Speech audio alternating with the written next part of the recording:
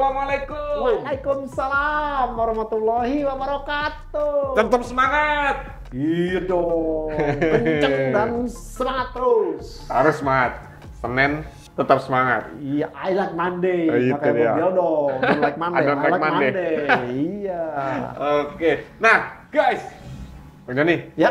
kita kembali di review MotoGP Valencia. Valencia 2022 the last round. Iya. The last round, the last dance. Wah, pokoknya last deh. Pokoknya semuanya bukan last tuh ya. Ada LS tuh. last tuh helm. Aduh. Guys, inilah guys. Hasilnya. Pertempuran selama 1 musim 20 putaran dimenangkan oleh Francesco Bagnaia. Tepuk tangan. Mantap nih guys, karena ya ini yang gue bilang Bang. Iya. Apa yang gue harapkan akhirnya terwujud. Diselesaikan hingga di seri terakhir. Itu dia. Dan gue yakin banyak teman-teman juga yang berpikiran seperti itu. Iyalah. Seri terakhir lah. Iya, biar deg-degannya tambah panjang. Adrenalinnya makin kenceng gitu kan. Sampai bikin rekor kan 170.000 penonton. Itu sold out. Sold out, terjual Tiket sold habis. out. Jadi nggak bisa tuh kalau namanya nggak bawanya tiket terus pengen nonton terus dobrak-dobrak nggak bisa. Kalau di kita kan bisa kejadian. Itu kayak yang di konser musik berapa 2 kali ya? Iya, dendang berdendang bergoyang tuh. Iya, katanya. sempat dihentikan kan Iya. karena membludak ya? Membludak. Penonton membludak. Betul. Tapi ini ya penontonnya udah ditakar ya Bang? Udah taker. Angkanya 170.000. Puas diri, makanya hitungannya tepat 170, 980. Wah, itu dia pokoknya. Mungkin kalau di kita bisa mestinya kapasitas 170, bisa 200.000. Wah, udah itu. Kalau gitu dia mah. Handstand. Nah, nggak pengalaman pribadi loh. Kan pernah juga jadi penjual tiketnya. gitu. Tapi bukan calo ya? Bukan. Bukan ya? Kalau masalahnya lebih susah lagi.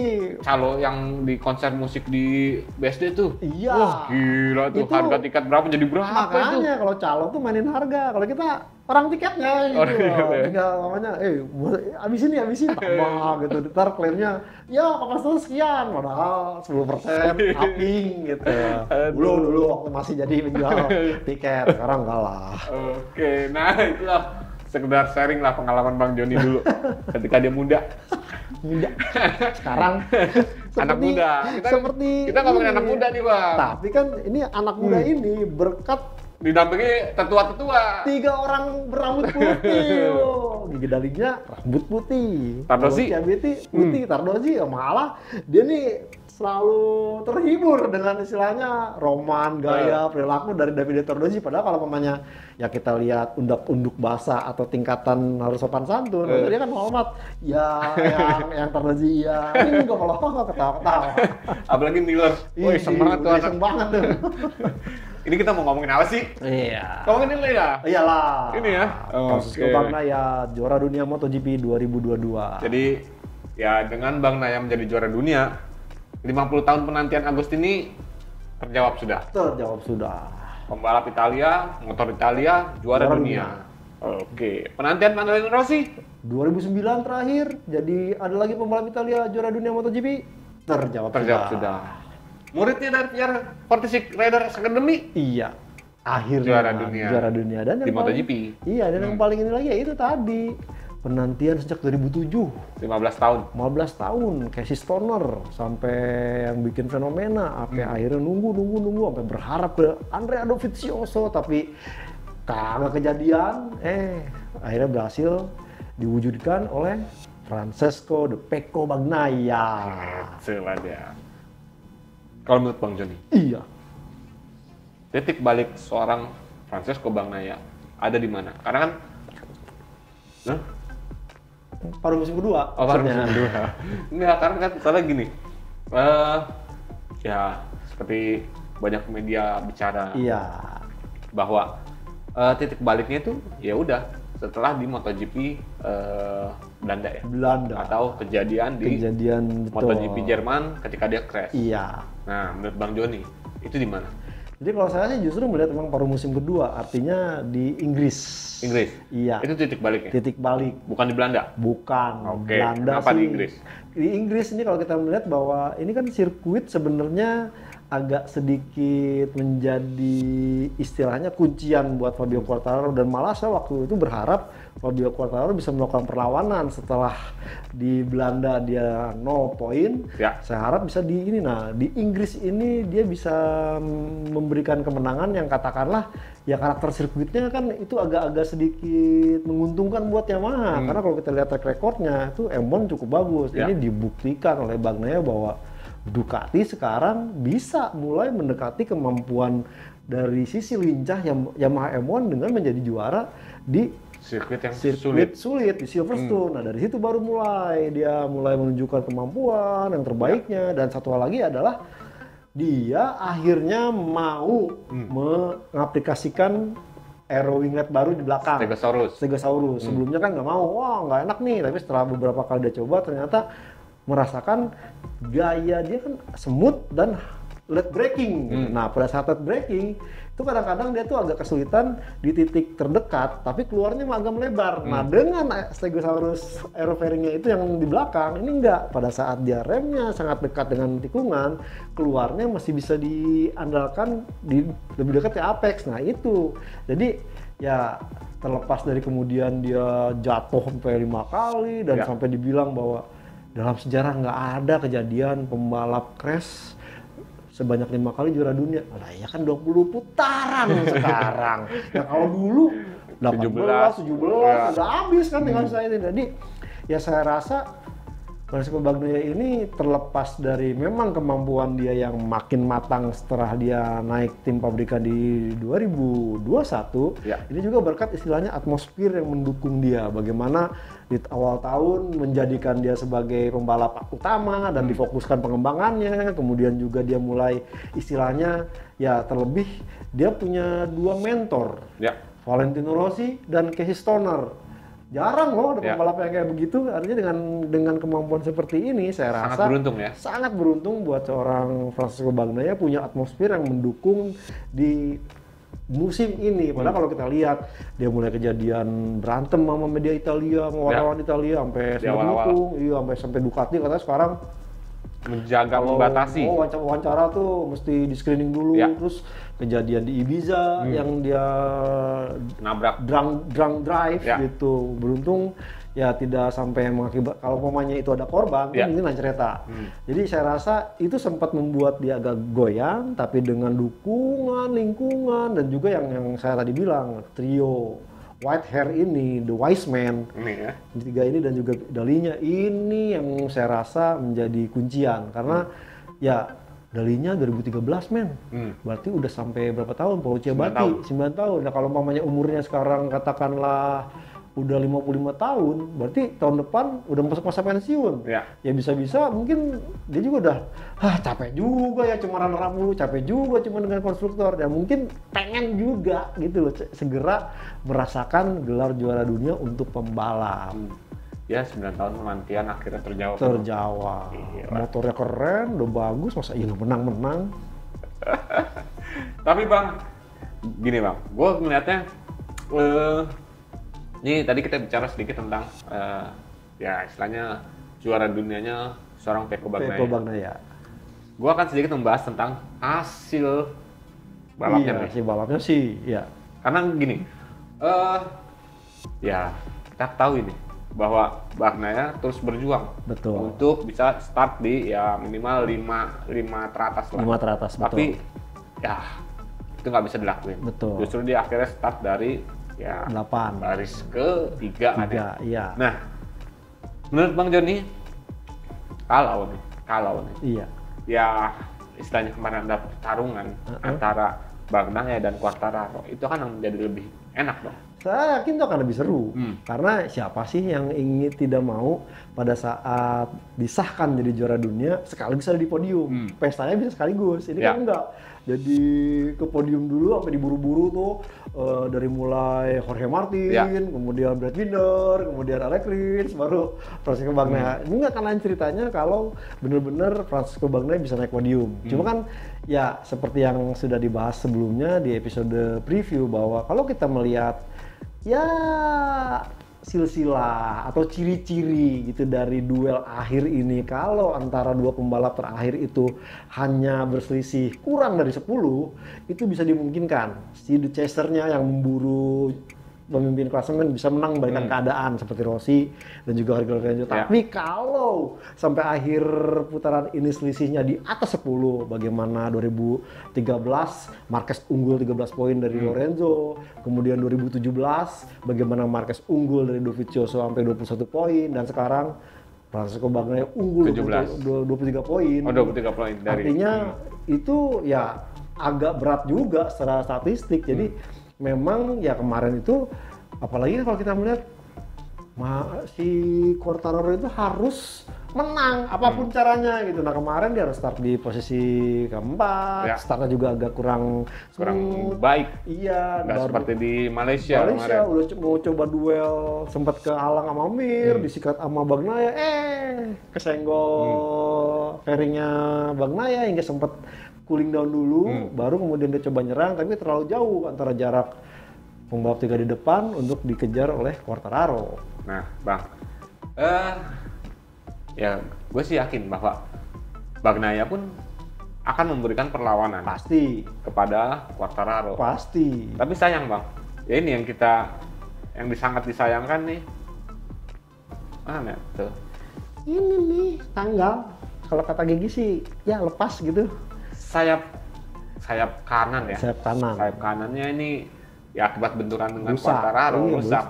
Tangan Quartararo tuh mungkin kalau ditanya tapi kalau terlepas dari itu semua itu diungkapkan oleh Pecco Bagnaia bahwa setelah kejadian di lap awal itu hilang ininya, dia memang merasakan bahwa ada penurunan performa. Makanya gaya balap dia agak kesulitan. Berkali-kali dia coba untuk counter, intinya jangan sampai jatuh. Jadi benar-benar kemarin itu do or die juga seorang Pecco Bagnaia, karena dengan kondisi motor yang tidak fit lagi, dia harus berusaha untuk tidak sampai jatuh. Makanya dengan mudah disalip Joan Mir, Brad Binder.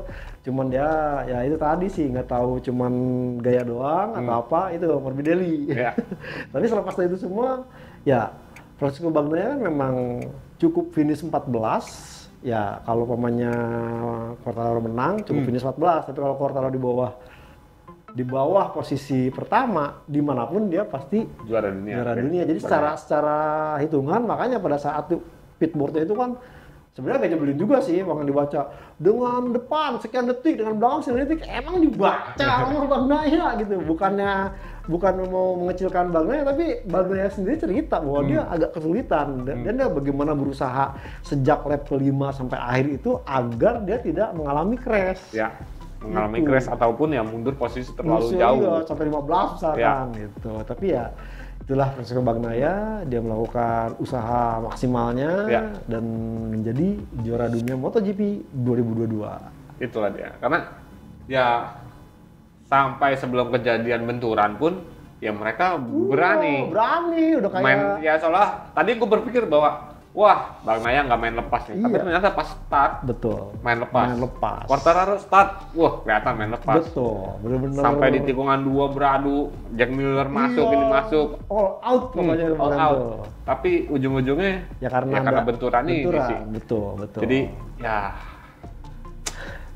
nggak podium gitu, jadi kurang apa ya, kalau umpamanya istilah 4 sehat itu jadi nggak 5 sempurna, susunya nggak ada karena dia nggak naik podium. Karena gue yakin Bagnaia ya akan memberikan hasil yang terbaik jika sayap kanannya tidak bermasalah. Siapa sih yang nggak pengen dinobatkan jadi juara dunia sekaligus ada di podium? Siapa sih yang nggak mau itu? Ya kalau kita bicara Bagnaia tadi nih, problemnya sebenarnya ada di sayap kanan, betul. Sayap kanan yang ya lepas akibat benturan. Kalau kita bicara tentang Quartararo, apa masalah yang membuat ya Quartararo nggak bisa masuk ke depan, Pak? Jadi itu ya tadi mungkin dia agak sedikit ya startnya memang tidak bagus. Beda dengan waktu di Malaysia. Jadi dia agak kemudian ketahan di belakang beberapa pembalap, malah yang lebih bagus malah Alex Rins. Dan dari situ akhirnya dia harus, apalagi pada saat di duel sama Jack Miller tuh, udah agak kesulitan. Coba lawan lagi, 2 kali lawan lagi, berapa kali lawan lagi. Jadi memang emang kalau dia katakanlah kemarin misinya untuk start di front row bisa dipenuhi, yang seperti dibahas di preview, ini akan bisa menjadi istilahnya tendangan balik nih, bahwa Quartararo akan bisa melaju ke depan dengan start dan hold di depan, kemudian dia akan jaga ritmenya. Karena kalau kita melihat race pace seorang Fabio Quartararo itu di free practice 4, luar biasa konsisten. 1.31 terus. Ya, untuk race pace ya Bang. Betul, artinya memang dia punya. Nah problemnya kemarin emang time attack-nya dikalahkan oleh Ducati dan juga ya Babang Marquez tuh kemarin yang tiba-tiba ada di 2. Nyodok kedua. Iya, jadi itu yang agak menyulitkan. Jadi semua berubah, makanya dia udah deh nothing tulus, dia coba yang terbaik, sayang tidak bisa melakukan start yang terbaik. Itu sih kalau saya lihat. Malah yang mungkin kalau gantian motor dengan Alex Rins mungkin bisa tuh dia. Karena gue ngeliatnya ketika nih misalnya Quartararo masuk ke posisi 1, ini psikologis Bagnaia akan bermain. Pasti. Entah kejadian apa yang akan yang ya istilahnya akan terjadi oleh Bagnaia. Ini setidaknya ada sisi psikologis yang bisa mental, perang mental. Betul. Parmen. Tapi gue ya ketika gue dengar dia bicara bahwa Quartararo ya ada sedikit masalah dengan ban depan Bang. Ya ban depan memang itu tadi, dia berada di belakang pembalap-pembalap yang lain, karena memang kemarin itu jadi cepat panas. Iya, dengan kondisi seperti kemarin itu kan suhunya hampir mirip dengan free practice 4. Dan kalau kita lihat kebanyakan Quartararo menghasilkan waktu tercepat itu lagi sendiri alias jomblo. Jadi nggak ada istilahnya ini, dan ini seperti diungkapkan oleh juga Cal Crutchlow bahwa problem dari Yamaha saat ini ya itu tadi, pada saat di belakang nggak tahu kenapa pokoknya nggak bisa nge-fight gitu loh. Dan terlepas itu apakah ban atau apa, itu memang faktanya seperti itu. Jadi selalu dibilang ya lonesome rider motorcycle. Jadi benar-benar harus pembalapnya itu start bagus, posisi terdepan, bikin start yang hebat, melesat jauh, langsung kabur. Itu seorang Cal Crutchlow yang udah kayak begitu. Nah sebenarnya kan ini memang sudah ditunjukkan Quartararo di awal paruh musim. Cuman sayang dia sempat kelepasan, dan ini dipelajari oleh seorang Francesco Bagnaia. Makanya dia sampai Ducati itu sampai memperbaiki sistem kopling, sistem istilahnya launch controlnya agar bisa start cukup bagus sehingga bisa mengalahkan Quartararo saat di tikungan pertama. Nah itu yang saya rasa menjadi salah satu titik juga kemunduran, karena resep rahasia yang Quartararo udah kebaca nih yang melawan. Oke, jadi itu guys. Tapi pastinya juga ya teman-teman berharap bahwa ini lebih enak ketika fight duel gitu kan. Nah, udah. Karena ya maaf kata nih, maaf kata. Mohon maaf guys, bahwa ketika balapan yang disorot pun akhirnya cuma berdua doang. Iya, dia lagi. Yang di depan Alex Rins jarang banget disorot. Padahal tuh kan buset. Padahal lagi fight juga itu Alex Rins, Jorge Martin. Udah mulai kelar nih, udah mulai kelar nih gitu. Yang disorot ini doang. Ya bukan ini doang sih, maksudnya banyak kan ini. Ya karena memang kemudian Francesco Bagnaia juga melakukan move. Ya sepertinya dia takut Quartararo ntar di kesempatan paruh lomba kedua itu bisa maju ke depan. 3/4 race ya. Iya, dia maju ke depan. Alamat gimana gitu, makanya dia coba fight dari pertengahan, dari awal. Karena ini Bagnaia keren juga bahwa Bastian ini walaupun sesama Ducati nggak ngasih. Saya pikir bakal nahan ya. Gue juga berpikir seperti itu Bang. Luca Marini kemarin lepas ya, juga dari Bagnaia. Iya memang problemnya itu tadi ada. Sampai Franco Morbidelli juga ya sesama PR46. Ya Morbidelli karena memang mau di-fightin juga Bagnaia. Straight line speed-nya kalah. Kalau mungkin straight line speed-nya sama, balap pasti. Iya. Jadi kalau gue bilang ya keren juga Bagnaia. Walaupun memang akhirnya nggak berakhir di podium, tapi setidaknya dia udah berusaha untuk ya inilah gua. Betul. Gitu. Nah, Bang, ini nih Bang. Sekarang kita bicara tentang Alex Rins. Kasian dong temen-temen ya, yang fansnya Suzuki, fansnya Alex Rins. Karena ya itu tadi gue bilang, yang disorot dua itu. Tapi ini bakal disebut-sebut nih. Kenapa? Ya Suzuki-nya udah pergi, tapi Suzuki ini istilahnya pembalap Jepang yang yang bisa menang di MotoGP ini selain Yamaha, Honda nggak menang loh. Jadi dia akan, wih masih mending Suzuki dong di 2020 menangan gitu. Dua kali kemenangan. Makanya sementara Phillip Island nama ini ya. Makanya saya kemarin kan berharap bahwa Marquez ini akan memberikan istilahnya kado manis juga biar istilahnya Honda nggak diceng-cengin nih ntar di musim depan. Kemarin nggak ada menangan. Nah, karena kemarin Gresini ini sempat gitu kan sampai perang tweet war tuh. Cuman akhirnya Alex Rins menunjukkan performanya, dan yang saya salut adalah bahwa itu tadi Suzuki itu sebenarnya memang masalah masih di time attack kualifikasi. Dan kita lihat bagaimana Alex Rins berjuang dari Q1 nembus ke Q2, startnya luar biasa, startnya cukup parus, tiba-tiba langsung whole shot. Dari situ tuh.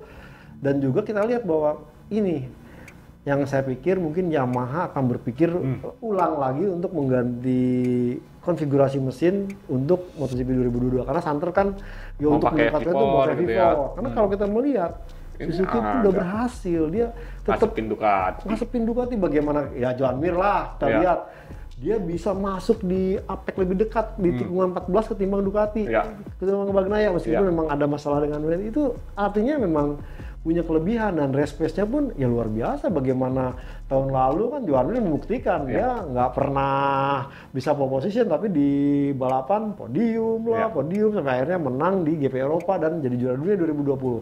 Saya rasa ya mungkin Yamaha bisa belajar dari situ. Dan jangan salah juga, Suzuki ini ramping loh organisasinya, cuma satu tim satelit, terus juga sempat bermasalah kan 2011 mundur, 2015 gabung lagi. Ternyata hanya nunggu beberapa musim juara dunia. Cuma memang lagi-lagi masalah global ekonomi dia harus mundur. Artinya apa? Ya harus dipelajari nih, kok Suzuki bisa dengan sistem yang lebih ramping dari Yamaha, dengan pembalap yang istilahnya cuma satu tim, dua terus pembalapnya bukan yang transfer mahal-mahal gitu, tapi bisa cukup bagus. Ya karena saya melihat memang inilah Suzuki itu yang istilahnya sistemnya tuh enggak kultur Jepang banget ya, karena dia membagi dua antara tes timnya di Eropa yang memang diperankan oleh Stefano Gintoli, dia melakukan pengetesan di markas di Inggris dan juga di Eropa, sehingga ya menjadikan Suzuki punya referensi. Nah sekarang ya mau enggak, ya mau mesti ngetes di Jepang dulu, pembalapnya kalau mau ngetes ya udah ke Jepang aja, udah Jepang jauh, udah gitu kan sirkuit Jepang yang dipakai cuma MotoGP doang. Nah mungkin ini yang harus dijadikan istilahnya teladan lah. Ya bukan mau ngajari Yamaha sih, mungkin Yamaha udah melakukan banyak hal, tapi saya harapkan dari bocoran apa kata Dovizioso, apa kata Cal Crutchlow yang bilang bahwa memang agak beda Yamaha itu. Kalau namanya di Honda, di Ducati, itu kita ngomong tuh sampai marah-marah tuh, terus beberapa race kemudian ada hasilnya. Misalkan, wah kurang grip nih, dibetulin gitu. Nah kemarin Cal Crutchlow cerita, loh kita bicara ini, bicara itu, tapi yang dikasih malah ini. Itu juga yang diceritakan oleh Dovizioso, kita udah komplain berkali-kali kok yang dikasih malah yang lain. Jadi itu mungkin kedepannya mungkin harus segera dibenahin kalau memang tidak ingin kehilangan Fabio Quartararo di akhir musim 2024. Itu. Ya mungkin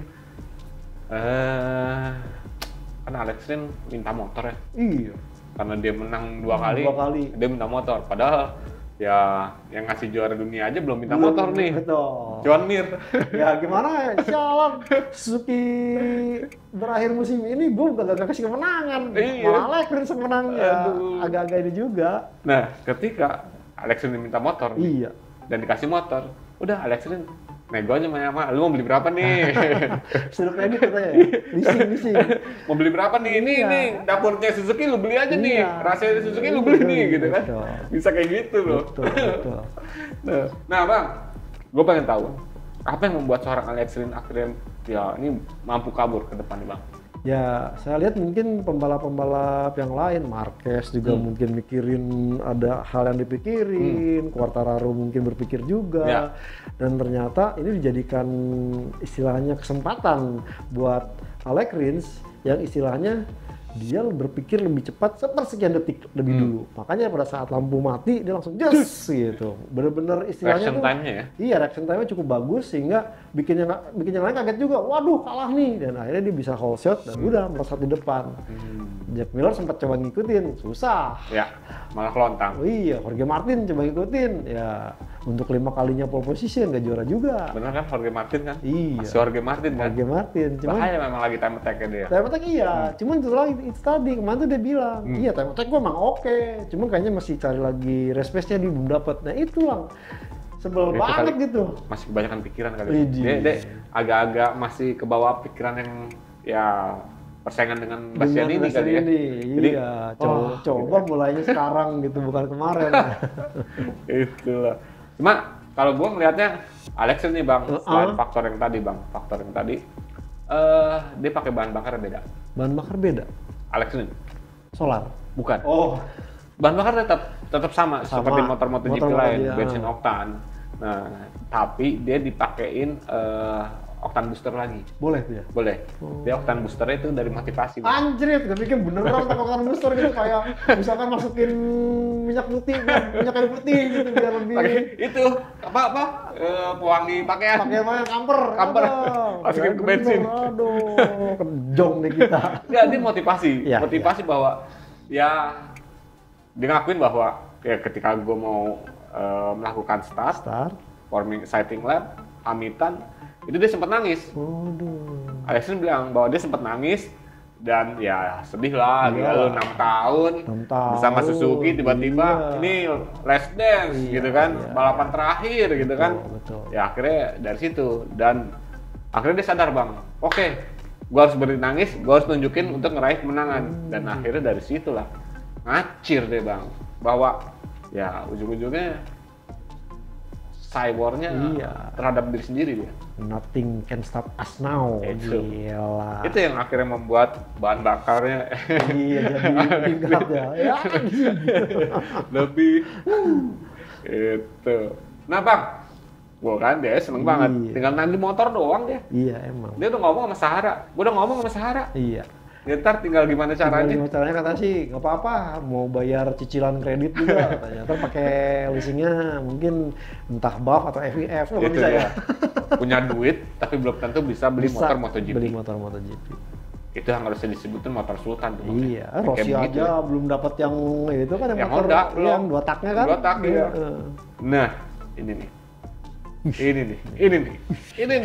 Ada. Ini jagoan podium, nggak ada. Ada apa Bang dengan Marc Marquez Bang? Kalau Marc Marquez sepertinya memang dia memang melakukan kesalahan. Jadi pada saat keluar dari 7, mestinya tuh 8 ini memang agak sedikit tidak terlalu rebah dulu. Ya. Nah dia udah rebah dulu.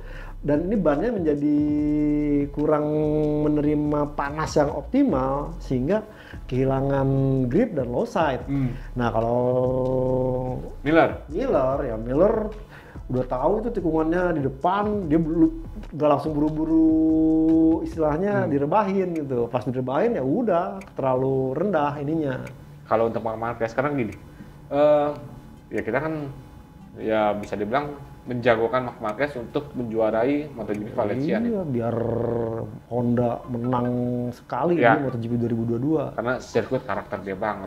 9 tikungan, 9 ke kiri, 5 ke kanan. Udah paling banyak tuh tikungan ke kirinya kan, berarti berkarakter dia banget. Betul. Terus ditambah lagi, ya ini udah banyak pengembangan. Dan race-pace-nya bagus loh. Race-pace bagus. 131 kecuali time attack ya. Kalau time attack awalnya dia memang nggak bagus Bang. Iya, dia memang bilang time attack gua dapet. Dan nguntit Jorge Martin kan. Makanya dia bilang baru dia bagus. 129, makanya dia kaget. Gua di mana ya? Langsung joget-joget dia. Joget kedua. Di mana gitu ya? Joget bisa. Itu jadi bisa banget. Untung nggak bablas ketikungan. Makanya itu kalau ada konten buat TikTok atau apa, oke tuh. Nah itu gue jadi, waduh, ada apa dengan Marc Marquez gitu kan? Atau jangan-jangan memang karena bannya ini Bang, ban baru ini. Ban baru. Jadi memang agak, jadi Michelin ini di akhir ronde MotoGP 2022 ini sempat mengatakan bahwa semuanya asimetrik, hampir sama dengan tahun lalu, cuman ban depannya itu agak sedikit berubah si alokasinya. Biasanya soft itu ini softnya nggak ada, medium yang jadi soft, hardnya jadi medium, yang lebih hard jadi hard. Makanya itu yang akhirnya juga membuat Quartararo kayaknya. Makanya kelabakan nih. Terutama ketika nikung ke kiri nih. Ya semua kelabakan, ya itu juga kan makanya ada yang bisa dapat race pace tapi nggak bisa dapat time attack. Ada yang bisa time attack nggak bisa dapat race pace. Karena ya tadi Bang, ketika dengan panas yang kemarin cukup tinggi. Iya. Softnya tuh menjadi terlalu soft. Betul. Ini yang akhirnya bikin orang gampang crash. Padahal kalau pamannya di musim lalu tuh ada yang berani pakai hard soft gitu loh. Ini enggak, jadi ya udahlah. Hard medium. Ya hard medium, jadi semua hampir memilihnya kecuali mungkin Nakagami sama Alex Marquez, makanya selesai duluan tuh mereka. Ya, itulah dia. Tapi ya mungkin ya pengaruh dari faktor ban depannya juga yang akhirnya. Jadi ya kadang-kadang tuh kita suka sebel juga sih kalau mamanya dengerin tuh Piero Toramaso jelasin ya beda ini lah itu makanya kemarin sempat disorot tuh dia ngobrol dengan Gigi Dalinya cukup intens karena dia memang dipaparkan ada perbedaan alokasi bukan yang baru tapi memang ya dia mencegah katanya kalau mamanya dingin biar bisa cepat panas tapi kalau panas tidak cepat habis ya ternyata kan kondisinya ya berbeda lagi. Mungkin kalau menggunakan ban yang musim lalu ya mungkin pembalap udah punya kunciannya, oh ini nih yang enak nih, ini berubah lagi juga. Ya tidak ada patokan yang pasti gitu. Karena ya itu tadi, bannya yang seharusnya ya softnya segini, ketika dipakai dengan kondisi yang lebih panas, habis. Iya, betul. Efeknya itu, tapi berarti ya pinter-pinter ya. Ya itulah. Pembalap untuk beradaptasi. Betul. Terakhir Bang. Mana nih nomornya? Wow, nomornya nomor 23. Nah, Bang. Nomor 23 berhasil finish ketiga menjadi the best independent rider. Independent rider. Timnya kan Pramac Racing. Oh iya. Independent rider. Iya. Nah, Bang. Kita kan sebelumnya sempat menjagokan bahwa Alex juara dunia nih. Bukan. Alex untuk yang di duel Alex Marquez. Bukan Alex Marquez. Alex Espargaro ini gara-gara bajunya Alex Espargaro. Tahun depan Alex Marquez ke sini. Jadi udah berpikiran jauh ke depan. Pikirnya udah sono ya.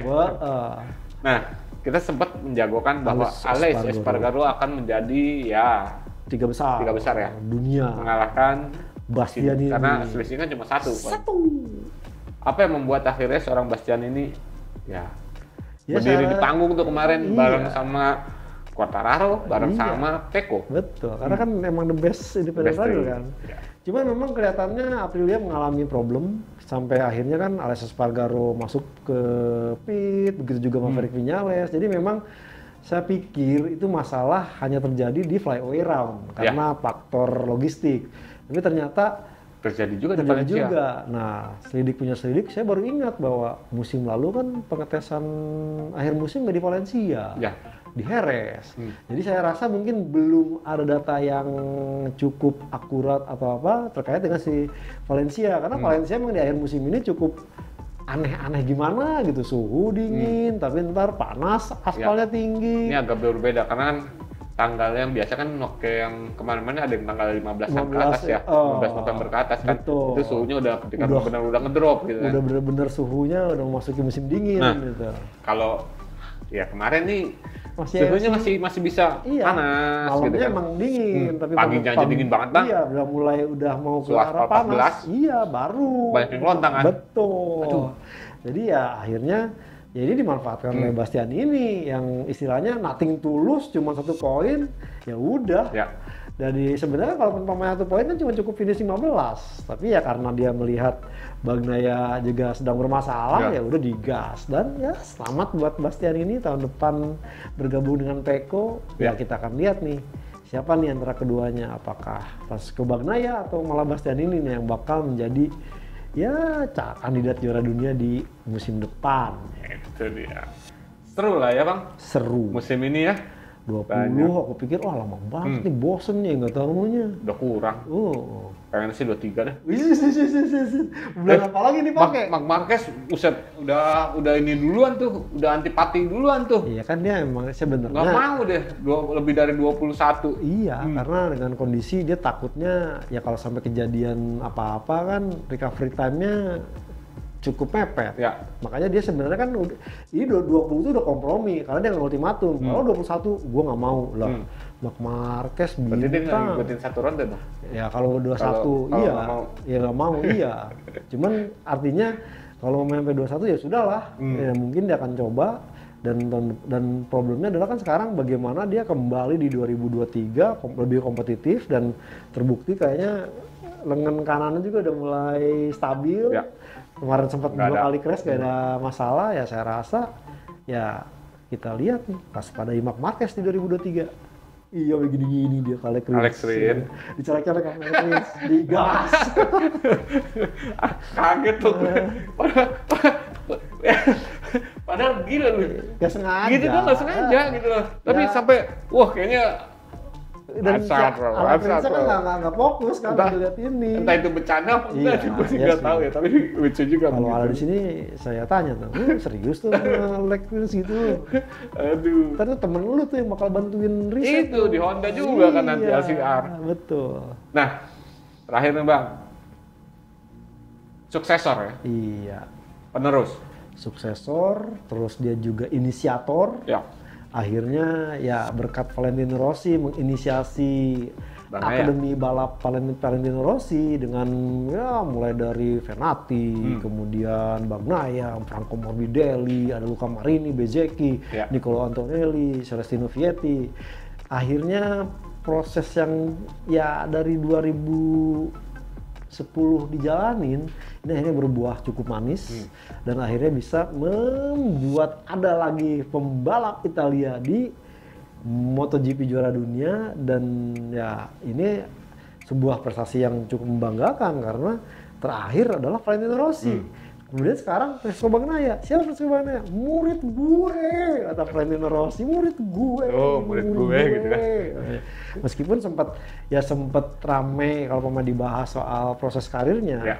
Francesco Bagnaia itu sebenarnya tidak diizinkan untuk ke Ducati. Cuma karena Bagnaia-nya lebih dulu tekan kontrak dengan Ducati sampai akhirnya waktu itu kan di Moto2.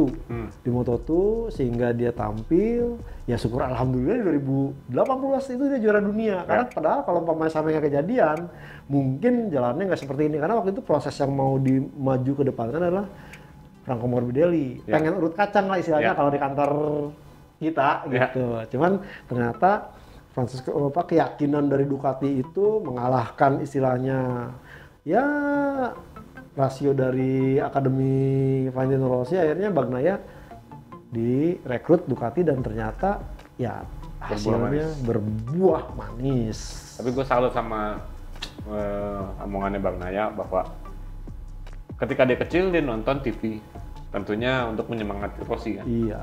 Apalagi ketika Rossi bersama Ducati. Betul. Dia pengen bahwa Rossi ini juara dunia bersama Ducati.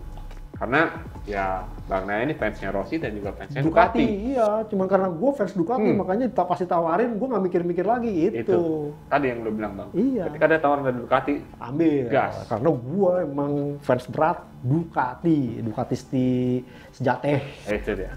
Dan sang mentor gagal bersama Ducati, ya dia kasih kesempatan bahwa dia menjadi pembalap pabrikan. Akhirnya meneruskan apa yang dilakukan oleh sang guru, sang mentor, sampai akhirnya dia juara dunia. Betul. Keren lu Bagnaia.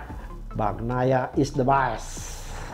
Saya Kabudian Syah dari Rotaris ID dan juga createauto.com pamit. Saya Joni Lono Mulia dari motorplusonline.com turut pamit. Bagnaia dari sana lah. Bagnaia dari Eropa, masih di Valencia, dia kan mau party dulu dikit. Iya, betul. Sama itu, jangan lupa guys, nanti ada tes pramusim Valencia. Kita bikin videonya ya Bang ya. Siap. Tadi udah pamit ya? Udah. Assalamualaikum. Waalaikumsalam warahmatullahi wabarakatuh. Aduh, mau beli bet tadi.